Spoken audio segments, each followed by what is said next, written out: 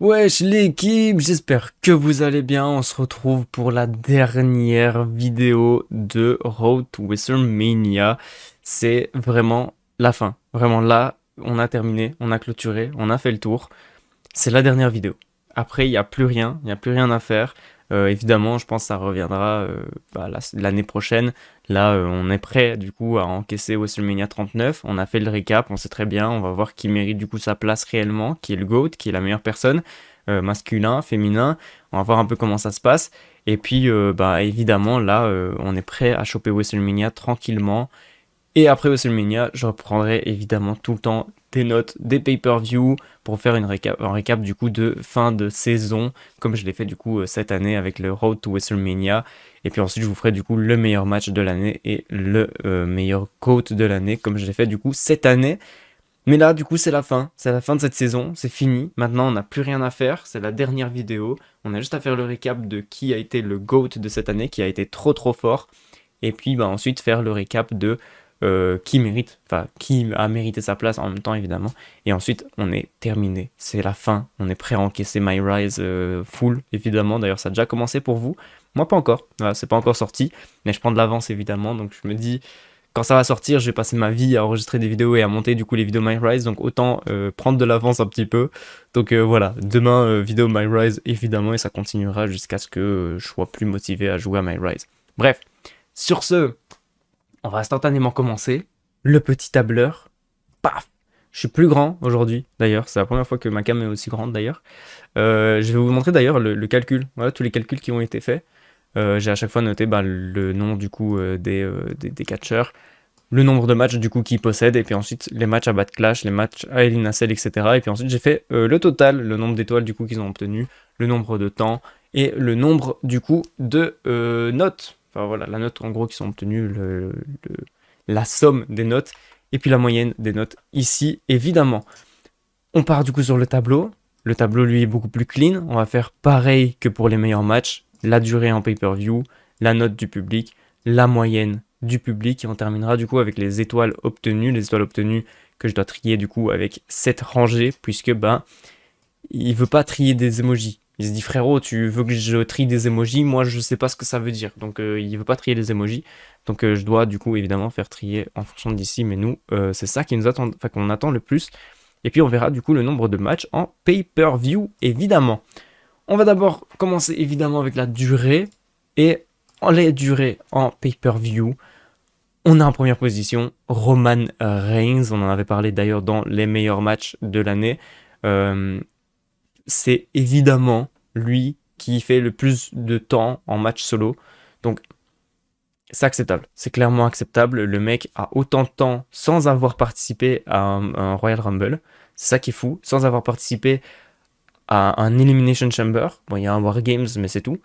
Le mec, vraiment, 3h10 et 47 secondes dans tous les pay-per-view qu'on a. D'ailleurs, c'est vrai, là-haut, je vous ai mis du coup les GOAT de cette année. Enfin, les GOAT. J'ai mis genre le GOAT, donc la personne qui vraiment aurait fait tout parfait. Donc 10 matchs, puisqu'il y a eu 10 pay-per-view. 50 étoiles s'il aurait fait 5 étoiles à chaque match.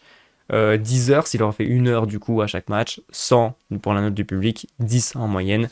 Et donc 50 étoiles, évidemment, c'est pareil que les étoiles du coup, mais en moins beau. Voilà, c'est pareil. Bref, évidemment, il prend du coup 3h10 sur tous les pay-per-view qu'on a eu. C'est le mec qu'on a le plus vu du coup sur nos écrans en pay-per-view. C'est clairement mérité. Voilà, c'est clairement mérité. Je vais d'ailleurs faire le recap en même temps de qui du coup a sa place à WrestleMania, qui mérite pas sa place, qui potentiellement le sera. Je vous ferai du coup le recap de tout ça. Mais donc effectivement, Roman Reigns, il mérite sa place à WrestleMania. De toute façon, c'est l'attraction actuelle de la WWE. C'est tout à fait logique. Ensuite, du coup, on a Seth Rollins avec 3h08 et 15 secondes. C'est tout à fait normal, évidemment. Drew McIntyre, 2h59 et 12 secondes. Il va certainement aller du côté intercontinental, donc évidemment qu'il aura sa place à WrestleMania normal. Et puis ensuite, on a Asuka en 4ème position avec 2h39 et 30 secondes. C'est hyper étonnant que ça soit Asuka qui soit du coup la GOAT féminine en fonction du temps dans le ring. C'est ça qui est fou. C'est la meuf qu'on a le plus vue en pay-per-view. Pourtant, moi, elle passe vraiment inaperçue à H24. Genre, C'est ça qui est fou, je me rends pas compte de Asuka. J'ai pas l'impression de l'avoir vu énormément cette année, et en fait, faut croire que si. Faut croire que si, on l'a vu énormément de temps, puisqu'on l'a vu, du coup, c'est la quatrième personne qu'on a le plus vu, avec 2h39, 39 minutes et 30 secondes. C'est abusé. Voilà, je m'attendais pas du tout à ça. Ensuite, du coup, on a Sheamus en 5ème position pour clôturer le top 5. 2h34. Évidemment, lui, il aura certainement sa place pour le titre intercontinental, pareil que Drew McIntyre, j'imagine en tout cas. Ensuite, on a du coup Bianca Belair, 2h30, 2h23 et 54 secondes. Elle a sa place à WrestleMania, évidemment. Et en top 7, on a celle qui a pas encore sa place, mais si elle a pas sa place, c'est un peu une honte. Liv Morgan avec 2h22 minutes et 7 secondes. D'ailleurs, elle a un Royal Rumble de plus d'une heure. C'est pour ça aussi qu'elle est aussi haute. Mais c'est vraiment la meuf qu'on voit le plus en pay-per-view aussi. Du coup, 3e meuf qu'on voit le plus en pay-per-view avec Asuka, Bianca Belair et puis Liv Morgan. Elle est juste au-dessus de Rhea Ripley qui prend la 8e place avec 2h10 minutes et 33 secondes. Rhea Ripley qui, elle, d'ailleurs, a sa place à WrestleMania face à Charlotte Flair. Finn Balor juste en dessous du coup, juste avant la fin du top. 2h03 pour Finn Balor, c'est clairement mérité. Je pense qu'il aura sa place à WrestleMania d'ailleurs. Hein. Quand je dis mérité, c'est mérité qu'il soit à WrestleMania. Donc dans ma tête, pour moi, Finn Balor sera à WrestleMania. Sans doute, évidemment, certainement avec Edge, parce que la fin Edge et Judgment Day, c'est toujours pas terminé. Donc effectivement, si Rhea Ripley a un match, Finn Balor aura un match, et certainement Dominic Mysterio face à son père, certainement aussi. Ça me choquerait pas. Ensuite, du coup, pour clôturer le top 10, on a Bayley avec 2h02 et 7 secondes. C'est effectivement mérité sa place à WrestleMania. La meuf est arrivée seulement à la moitié, plus ou moins. Elle est arrivée à SummerSlam. Donc depuis, elle a vraiment eu énormément de temps in-ring. En tout cas, c'est les matchs. Hein. C'est pas vraiment leur apparition pay-per-view. C'est juste la durée des matchs. Le temps de combat du coup dans le pay-per-view. Je compte pas les entrées, je compte pas tout le reste.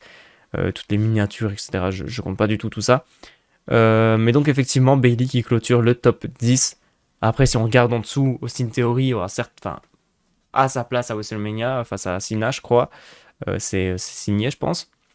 Gunther, évidemment, va aller défendre son titre intercontinental. Jim Uso, certainement aussi. Becky Lynch à sa place. Sami Zayn, potentiellement face aux Uso, du coup, avec Kevin Owens. Alexa Bliss, qui est la seule qui potentiellement n'aura pas sa place à WrestleMania cette année. Il y a quand même des infos comme de quoi elle reviendrait juste avant WrestleMania pour justement avoir sa place. Très intéressant si on la met face à Asuka et Bianca Belair. Ça serait super intéressant d'avoir Alexa Bliss de retour pour ce match-là. Les meufs qui du coup étaient ensemble pour battre Damage Control se retrouvent en fait à se battre l'une contre l'autre. Ça serait très intéressant. Et en parlant du coup de Damage Control, on a Dakota Kai et Io Sky juste en dessous qui eux aussi ont leur match à WrestleMania de toute façon dans tous les cas. Damian Priest, je sais pas s'il aura un match, mais il sera de toute façon certainement là s'il y a Finn Balor, Rhea Ripley, Dominic Mysterio. Il sera certainement dans le coin de quelqu'un.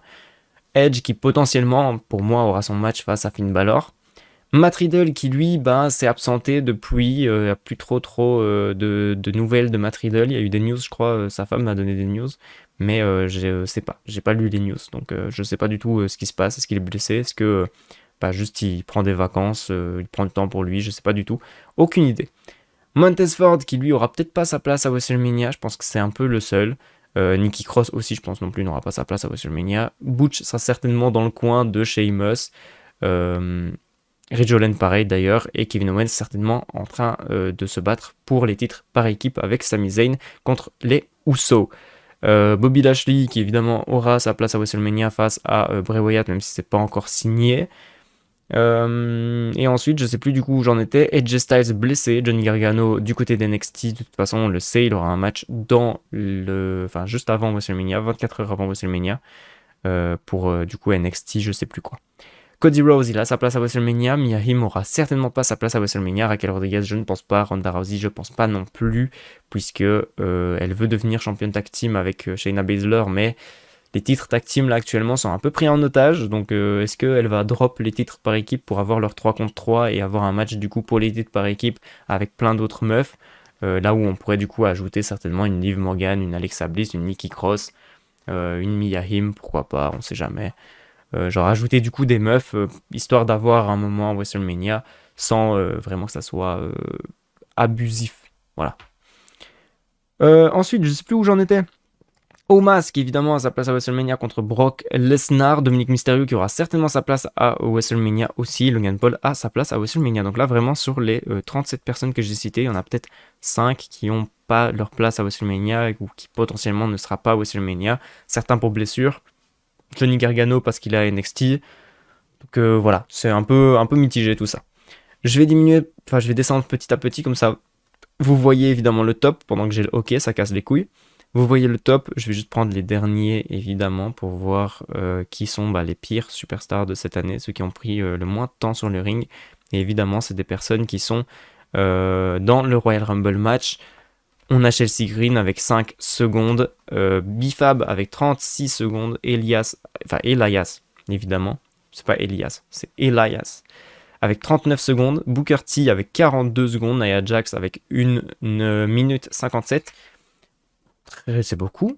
J'avais l'impression qu'elle était vraiment genre elle est arrivée, pouac, elle est partie. Genre dans ma tête c'était vraiment c'était très rapide.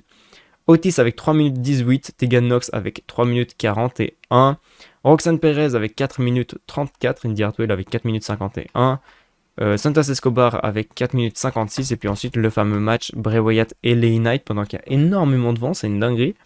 5 minutes 6 pour les deux du coup qui sont à la limite du top quoi. C'est les meilleurs des top pires apparitions genre. Mais effectivement, Chelsea Green, je pense pas qu'elle aura sa place à WrestleMania. En tout cas, je l'espère, mais je pense pas. Bifab, certainement pas. Elias, certainement pas. Booker T, c'est un Hall of Famer, donc sûrement pas. Nia Jax, elle est pas sous contrat. Otis, sûrement pas. Tegan Nox, je pense pas non plus, à part si il y a quelque chose avec les titres par équipe. Roxanne Perez, elle est du côté d'NXT. Indy Hartwell, pareil du côté d'NXT. Santos Escobar, je pense pas. Bray Wyatt, c'est sûr, avec Bobby Lashley. LA Knight, je sais pas, même s'il tourne autour de LA Knight à Los Angeles. Donc je sais pas s'il aura sa place réellement, ou en tout cas sa place elle sera certainement anodine en vrai, parce que je pense pas, je vois pas où mettre LA Knight de toute façon.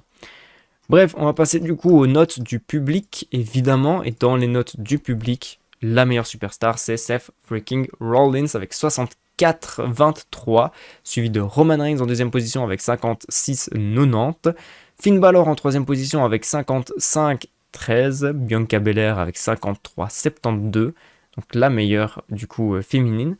Drew McIntyre avec 49-54, Asuka juste derrière Bianca Belair d'ailleurs avec 48-26, Austin Theory avec 43-69, Edge avec 42-98, Damian Priest avec 41-99, Sheamus avec 40-41, Jey et Jimmy Uso avec 38-44, et Liv Morgan en 13e position avec 36-10, suivi de Becky Lynch avec 35-84, Bayley avec 35-64, Bobby Lashley avec 34-85, Montez Ford 30-70, Matt Riddle avec 30-29, Alexa Bliss avec 30-18, et pour clôturer le top 20, AJ Styles avec 28-29.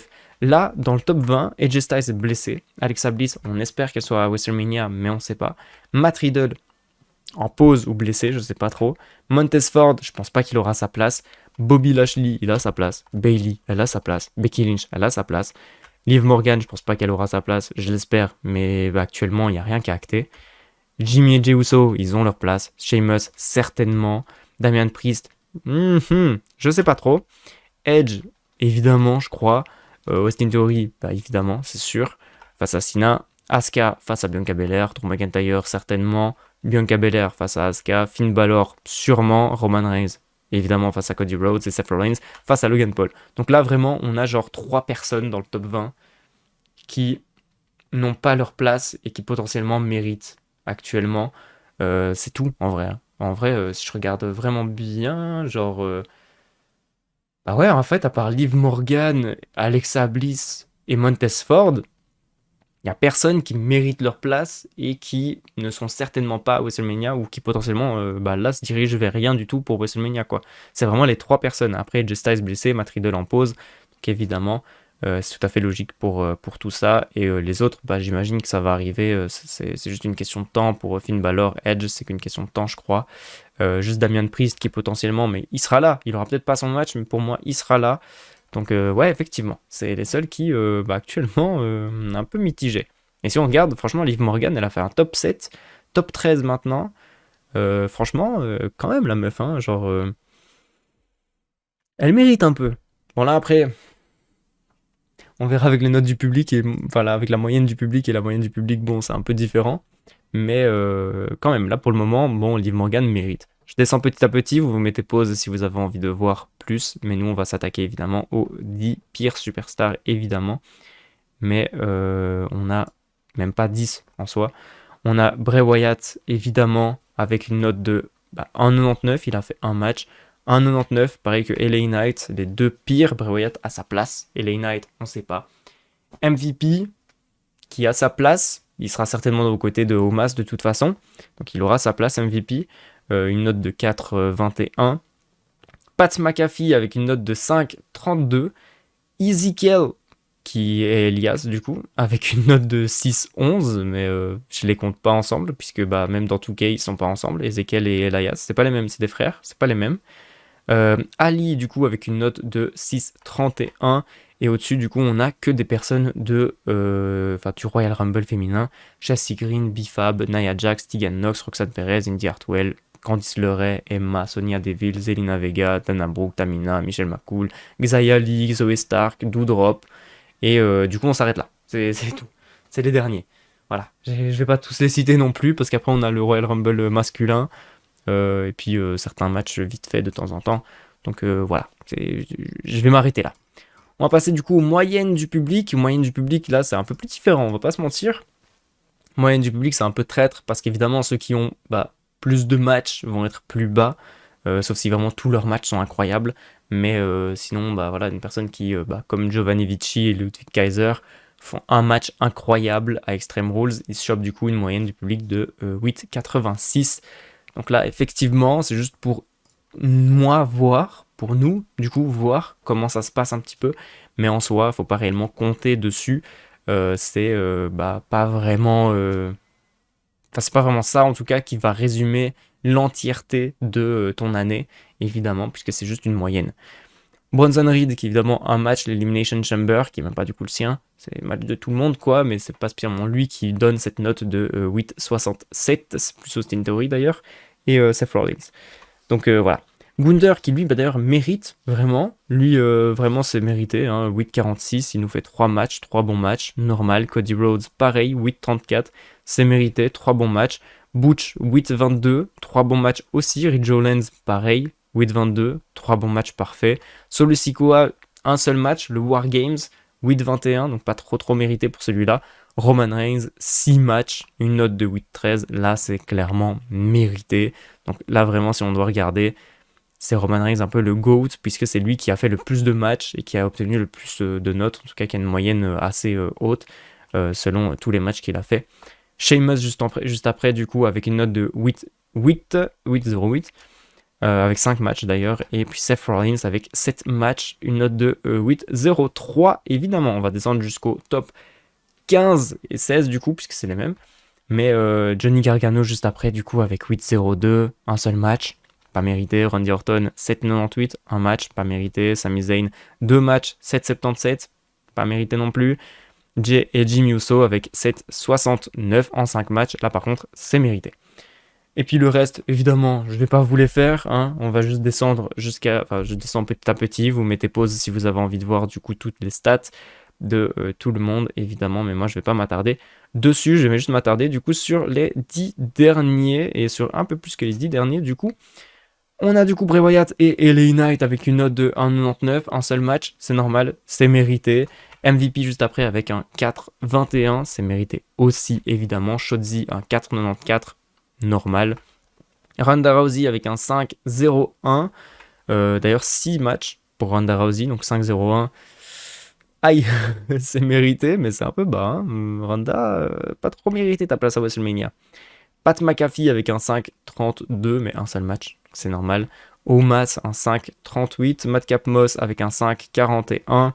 Happy Corbin avec un 5,52, Carmella avec un 5,63, Bobby Lashley avec un 5,81, Braun Strowman avec un 5,96 et évidemment Liv Morgan juste au-dessus du coup.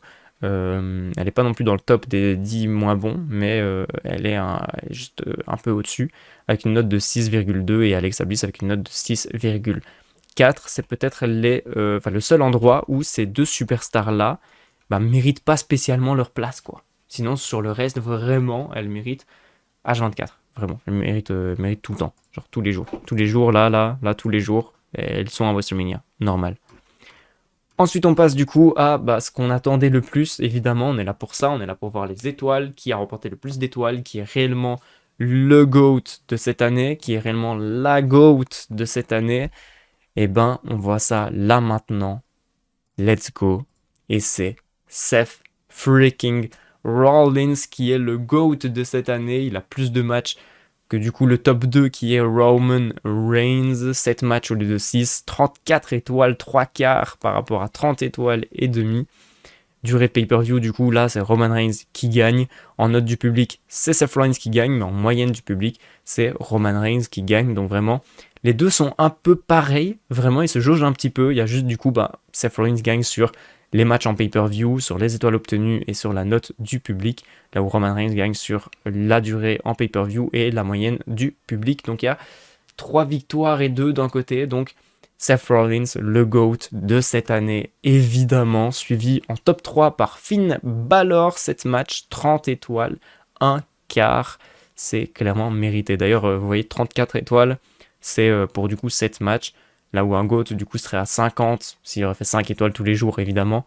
Mais donc on est vraiment on n'est pas spécialement très loin en soi, parce que en soi 7 matchs sur 10, ça veut dire que tu as juste à retirer du coup 3 matchs, et si tu retires du coup 3 matchs, tu retires 15 étoiles, donc c'est tout à fait normal que quand tu retires 15 étoiles de 50, t'es pas loin du coup 34, vraiment Seth Rollins c'est vraiment pas loin de vraiment nous faire une masterclass cette année, c'est vraiment ça qui est fou. Seth Rollins, trop fort, il n'y a pas un match je pense où il est en dessous de 4 étoiles, d'ailleurs on peut le voir juste ici d'ailleurs, Seth Rollins il a fait du 4 étoiles, 1 quart, 4 étoiles et demi, 5 étoiles, 4 étoiles, 1 quart, 4 étoiles, 1 quart, 3 étoiles, 3 quarts évidemment, c'est le pire match parce qu'il s'arrête trop rapidement, mais ensuite 4 étoiles, 1 quart, 4 étoiles, 1 quart, 4 étoiles et demi, c'est vraiment le mec. Il a été trop fort, voilà. Il a vraiment été beaucoup trop fort cette année. Juste un match avec Matt Riddle, le Fight Pit, qui est pas bon. Mais sinon, les autres, vraiment, il est monstrueux sur tous les matchs. Il nous fait des 4 étoiles, H24. Roman Reigns, du coup, juste en dessous, évidemment, pareil. Finn Balor, Drew McIntyre, avec 28 étoiles, 3 quarts. Je sais pas si j'en avais parlé d'ailleurs de Drew McIntyre. Et ensuite, du coup, la GOAT féminine, évidemment, Asuka. C'est étonnant parce que du coup...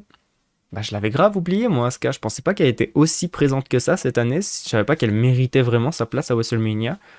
En fait, si. Voilà, 26 étoiles et demie.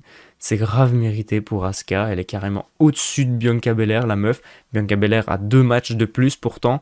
Mais Bianca Belair se retrouve avec moins d'étoiles, moins de temps sur le ring, une moins bonne note du public, je crois. Je sais plus. Non, elle est quand même avec une meilleure note du coup du public. Mais une note moyenne, du coup, pareil, Bianca Belair au-dessus. Mais du coup, Asuka est meilleure en étoiles obtenues et en durée en pay-per-view, évidemment. Donc, Asuka largement devant, elle mérite clairement sa place à WrestleMania, évidemment. Austin Theory qui est en 6ème position avec 23 étoiles, 3 quarts. Damian Priest avec 23 étoiles, étonnamment, je ne savais pas qu'il était aussi haut, Damian Priest. Suivi de Sheamus qui lui a fait un match 5 étoiles, 22 étoiles, 1 quart, évidemment. C'est étonnant d'ailleurs que Sheamus soit en dessous de Damian Priest, c'est vraiment ça qui est fou. Suivi évidemment de la deuxième GOAT de cette année, Bianca Belair, 21 étoiles, 3 quarts évidemment. Jay et Jimmy Uso en 10ème position avec 20 étoiles. Et puis c'est suivi de Liv Morgan, le top 3 féminin, 19 étoiles et demi. C'est une dinguerie. Vraiment, Liv Morgan, trop forte. Je ne comprends pas comment c'est possible. Liv Morgan, trop forte. En fait, t'as besoin de quelqu'un, t'appelles Liv Morgan. Il y a besoin d'avoir une participante dans le Money in the Bank, Liv Morgan. Besoin d'une participante dans l'Elimination Chamber, Liv Morgan. T'as besoin de faire briller Rhea Ripley? Liv Morgan. T'as besoin de faire briller Asuka? Liv Morgan. C'est vraiment Liv Morgan, elle est là partout. Elle est là partout, la meuf, c'est une dinguerie. T'as besoin de faire catcher une femme parce qu'il y a Rhea Ripley dans le Judgment Day? Liv Morgan. C'est une dinguerie, c'est vraiment une dinguerie, et cette meuf, elle est over depuis 1 an. C'est ça qui est fou. Ça fait plus d'1 an que cette meuf est over. Elle était over au Money in the Bank de l'an dernier. Elle a été over du coup après lors de sa team avec Rhea Ripley, où on voulait qu'elle remporte du coup les titres tag team. Elle a été over même dans la rivalité avec le Judgment Day. Elle a été over jusqu'au Money in the Bank. Elle a perdu un peu de popularité lorsqu'il y a eu le petit problème là avec Ronda Rousey à SummerSlam, pour ensuite récupérer sa popularité à Clash at the Castle, pour récupérer sa popularité du coup à Extreme Rules.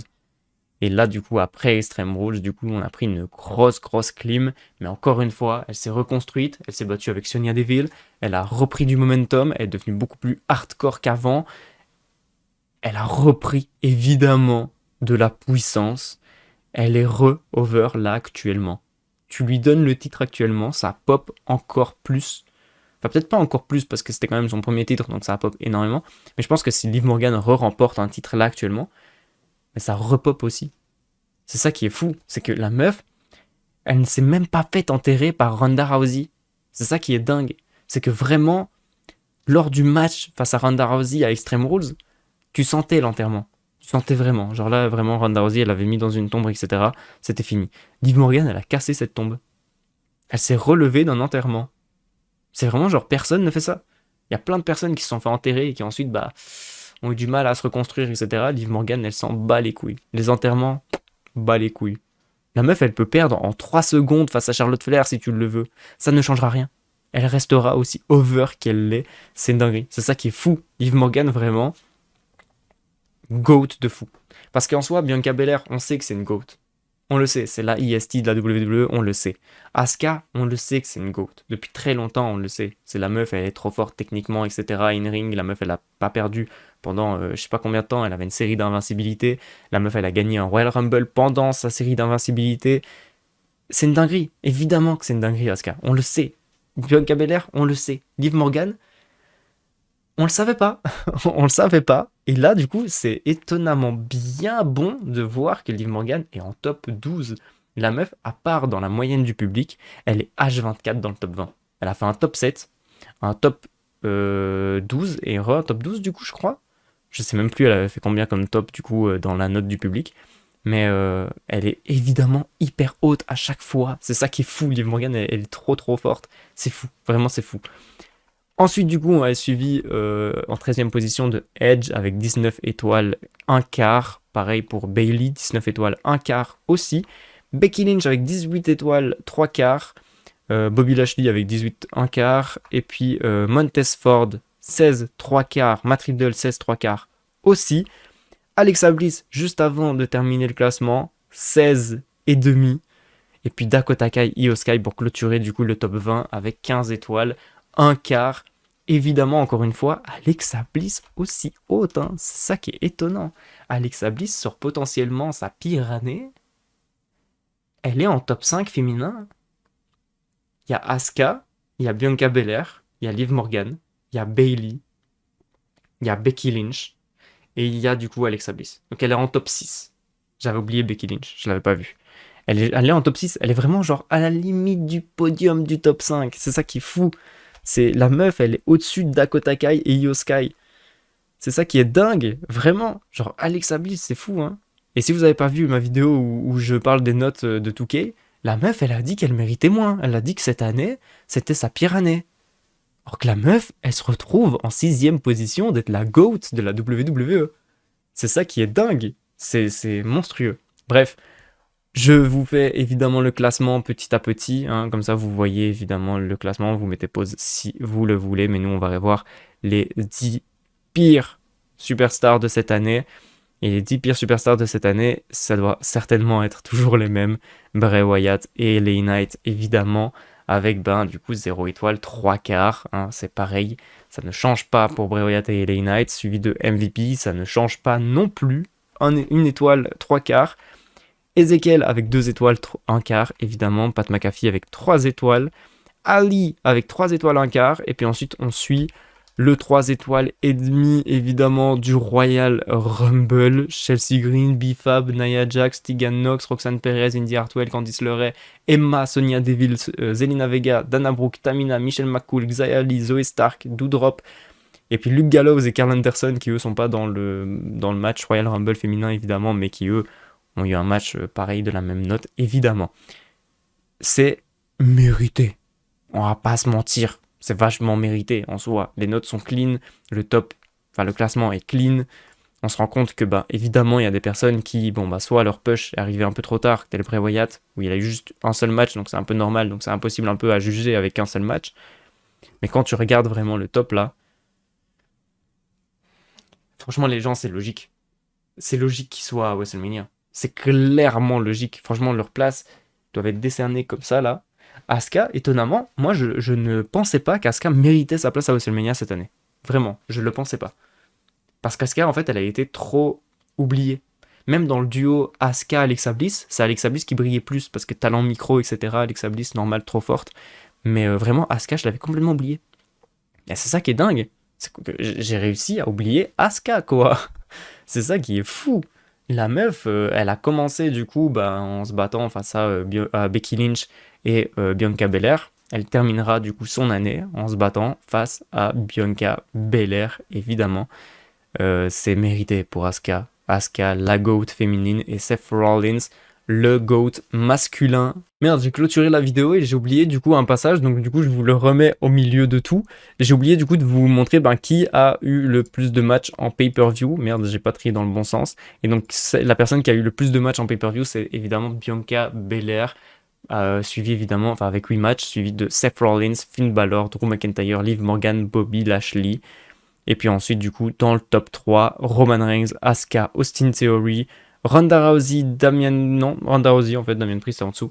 Donc voilà, c'est évidemment le top 10 en fait, c'est les 3 meilleurs, les 3 qui ont eu le plus les 10 personnes qui ont eu le plus de matchs en pay-per-view, évidemment. Donc ces mecs-là sont méritables, évidemment méritent leur place à WrestleMania. J'arrive pas à terminer ma phrase, c'était dingue. Bianca Belair, Seth Rollins, Finn Balor, Drew McIntyre, Liv Morgan, Bobby Lashley, Roman Reigns, Asuka, Austin Theory. C'est évidemment mérité, en espérant que Liv Morgan du coup ait sa place à WrestleMania. Sinon tous les autres ont déjà leur place à WrestleMania. Finn Balor, j'espère, et Drew McIntyre, je le crois. Donc voilà, c'est vraiment, à part Ronda Rousey, tout le monde est presque, à part Ronda Rousey et Liv Morgan, tout le monde est presque dans leur série vers WrestleMania, dans leur chemin WrestleMania. Donc voilà, on est clean sur ça.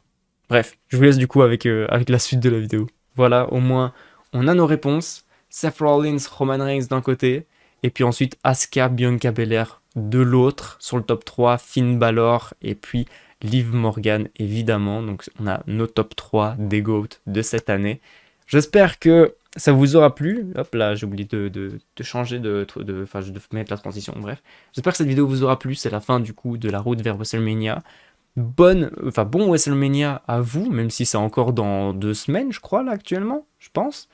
C'est encore dans longtemps en soi, donc on a encore le temps de construire WrestleMania et de voir, en espérant que Liv Morgan, Alexa Bliss aient des chemins à WrestleMania. Pareil que, évidemment, Finn Balor, Edge, Damian Priest, en espérant. Franchement, c'est triste pour Damian Priest, hein, mais il est tellement oublié dans Judgment Day que ça paraît normal qu'il soit oublié pour WrestleMania aussi. Mais bon. Sur ce, mettez un pouce bleu à cette vidéo et à toutes les autres vidéos d'ailleurs. Il y a même une playlist Road to WrestleMania où du coup j'ai ajouté les meilleurs matchs et cette vidéo aussi dans cette playlist là, donc n'hésitez pas à aller voir du coup la playlist, elle est dans le petit i de toute façon. Allez voir la playlist, mettez des pouces bleus à toutes les vidéos, abonnez-vous si c'est pas déjà fait, et puis sur ce moi je vous fais des gros bisous.